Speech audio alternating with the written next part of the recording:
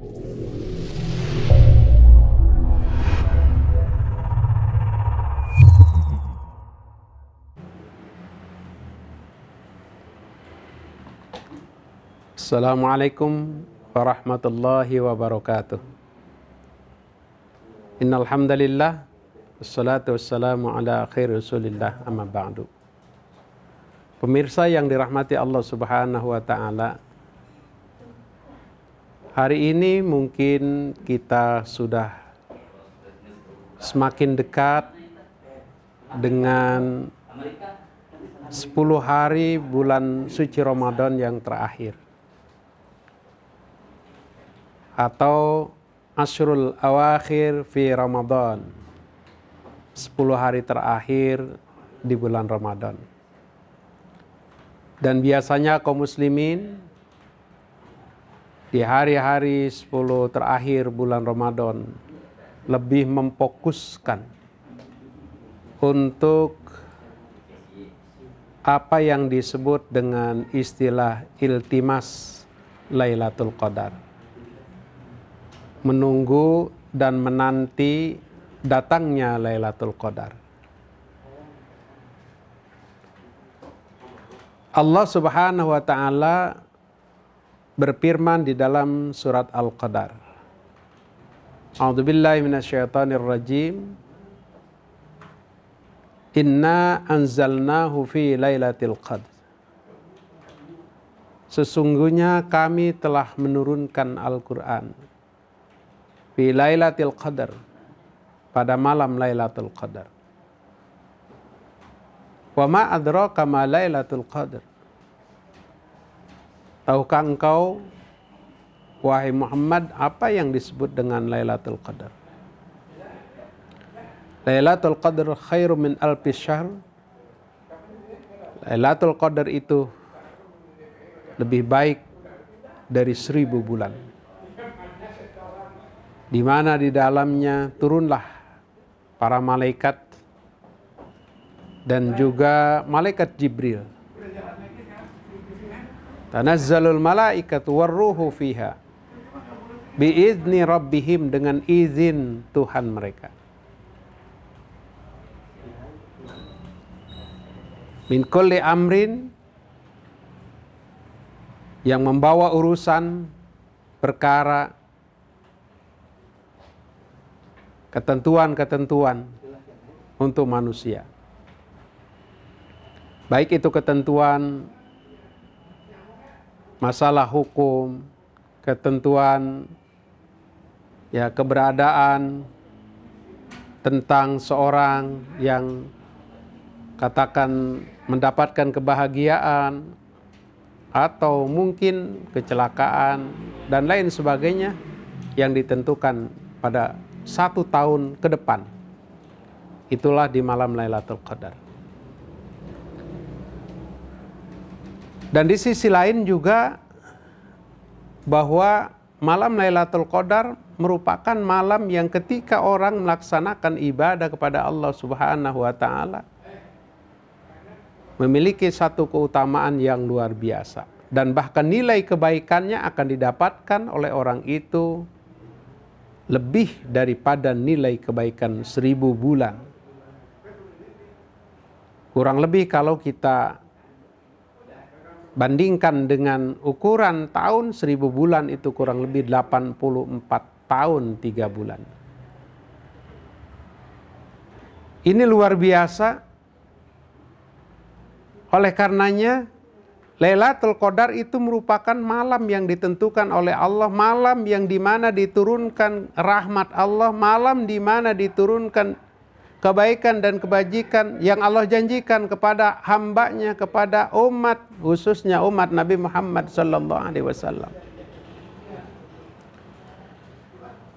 Karenanya wajar kalau seorang ketika di akhir 10 malam akhir bulan suci Ramadan, mereka katakan mungkin berbondong-bondong untuk melaksanakan iktikaf iltimas Lailatul Qadar di masjid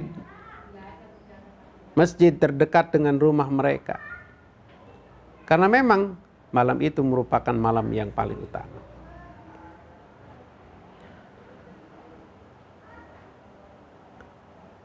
Kemudian ketika nanti Lailatul Qadar katakan muncul atau turun, maka apa yang menjadi ciri kita untuk bisa melihat bahwa itu ciri-ciri menunjukkan turunnya Lailatul Qadar? Disebutkan di beberapa hadis bahwa Rasulullah SAW menyampaikan bahwa ciri datangnya malam Lailatul Qadar adalah udara dan angin sekitar wilayah tersebut atau orang yang mendapatkan Lailatul Qadar betul-betul dalam keadaan tenang. Kemudian juga suasananya tenang.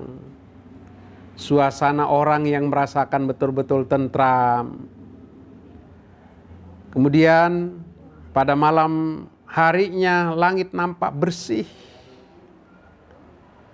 Dan pada pagi harinya kelihatan matahari terbit, agak redup dan tidak menyengat panasnya. Itu sebagai salah satu ciri bahwa malam itu turun Lailatul Qadar. Dan juga tentunya sebagaimana disampaikan tadi bahwa malam Lailatul Qadar adalah malam di mana di situ diturunkan ketenangan, ketentraman kepada hati mereka yang senantiasa ibadah di malam itu dan meraih nilai keutamaan Lailatul Qadar.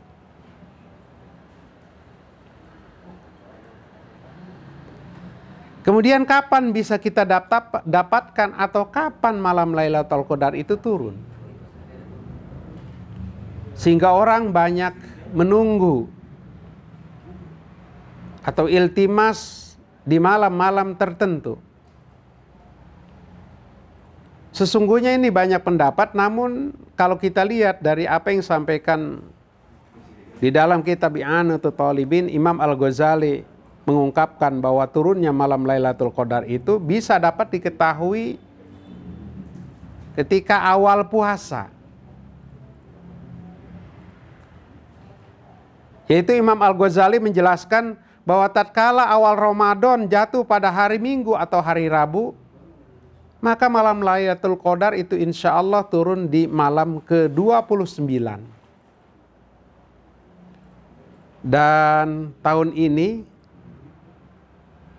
saya kira kita melaksanakan ibadah puasa di hari Ahad, di hari Minggu.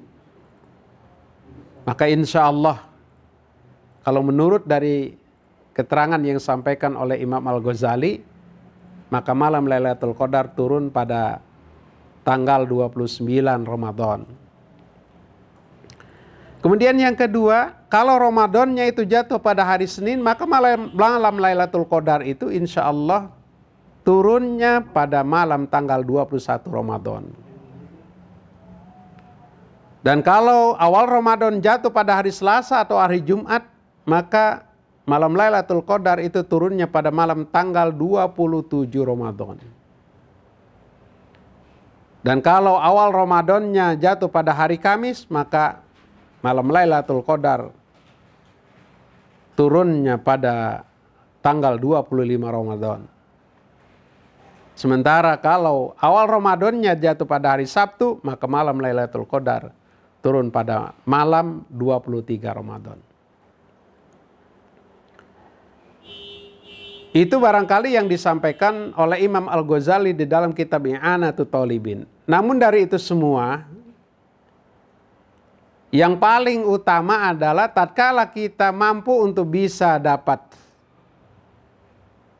iltimas Lailatul Qadar mulai dari awal sampai akhir Ramadan, maka insya Allah jika ini dimaksimalkan oleh kita di bulan suci Ramadan, seorang akan mendapatkan keberkahan atau nilai-nilai keutamaan dari malam Lailatul Qadar ini.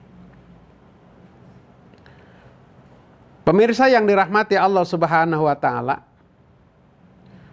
kemudian apa saja yang bisa kita laksanakan ketika kita menunggu atau menanti atau iltimas Lailatul Qadar?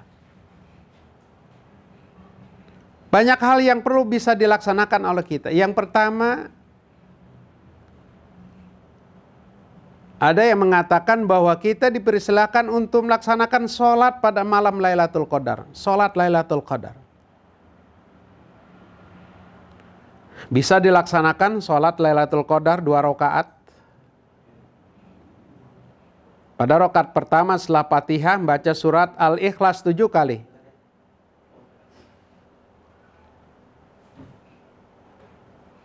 Lalu kemudian setelah itu usai melaksanakan sholat 2 rakaat disambung dengan istighfar. Astagfirullahaladzim wa atubu ilaih 70 kali. Ini disebutkan di dalam kitab yang dikarang oleh Syekh Ismail Haqqi bin Mustafa yang disebut dengan kitab Khazanatul Asrar. Dijelaskan di dalam satu hadis yang diriwayatkan oleh Ibnu Abbas. Disebutkan di situ bahwa orang yang melaksanakan sholat 2 rakaat pada saat itu, maka dia akan diampuni dosa dirinya sendiri, juga dengan dosa kedua ibu bapaknya. Bukan hanya itu saja, lebih jauh lagi, bahwa dia akan dibangunkan gedung dan istana di surga, yang di dalamnya juga mengalir sungai-sungai yang penuh dengan kenikmatan. Kemudian juga disebutkan di dalam keterangan itu bahwa orang yang melaksanakan ibadah pada malam itu, maka nanti ketika wafatnya dia akan diperlihatkan tempat kenikmatan-kenikmatan surga yang akan dia masuk di dalamnya. Ini luar biasa. Kemudian ada lagi, bisa dilaksanakan walaupun memang ini masih debatable hadis ini. Ada yang menyatakan boleh untuk dilaksanakannya, ada yang menyatakan bahwa itu bukan merupakan kesunahan. Yaitu sholat Lailatul Qadar 2 rakaat. Dan paling banyak dia laksanakan sholat 1000 rakaat. Jadi paling tidak 2 rakaat dan paling banyak 1000 rakaat. Dan pertengahannya paling tidak dia melaksanakan sholat 100 rakaat. Biasa di rakaat pertama dia baca surat Al-Qadar 1 kali, dan rakaat kedua membaca surat Al-Ikhlas 3 kali. Kemudian setiap 2 rakaat salam, begitu seterusnya. Bila dia mengambil 2 rakaat, kemudian salam, kemudian dia setelah salam baca doa. Atau ketika dia mengambil sholat Lailatul Qadar itu 100 rakaat, artinya setiap 2 rakaat salam, setiap 2 rakaat salam, setiap 2 rakaat salam. Begitu seterusnya.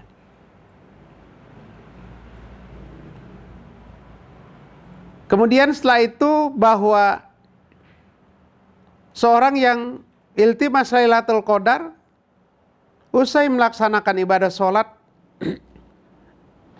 dipersilakan untuk berzikir kepada Allah Subhanahu wa taala.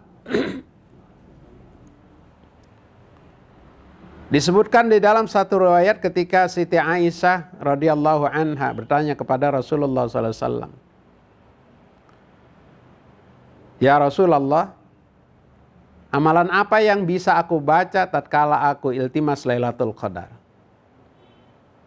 Kemudian Rasulullah SAW menyampaikan bahwa amalan yang bisa dapat dibaca adalah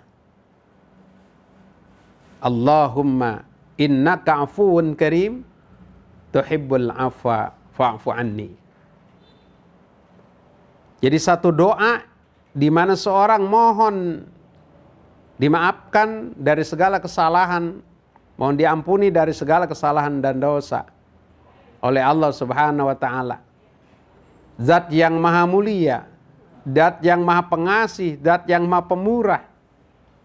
Dia mohon diampuni, dimaafkan dosa dan kesalahannya. Allahumma innaka afuwun karim tuhibbul afwa fa'fu anni. Sebanyak-banyaknya dia baca ungkapan doa tersebut. Kemudian juga bisa dia membaca Al-Quran. Kemudian dia juga bisa bersedekah dan memperbanyak membaca sholawat pada baginda Nabi besar Muhammad sallallahu alaihi wasallam. Jadi tatkala seorang menanti datangnya Lailatul Qadar, bahwa dia diharapkan untuk tidak melakukan hal-hal lain kecuali dia mendekatkan diri kepada Allah Subhanahu wa taala. Dengan ibadah sholatnya, dengan zikirnya, dengan wiridnya, dengan sholawatnya, dengan berdoanya.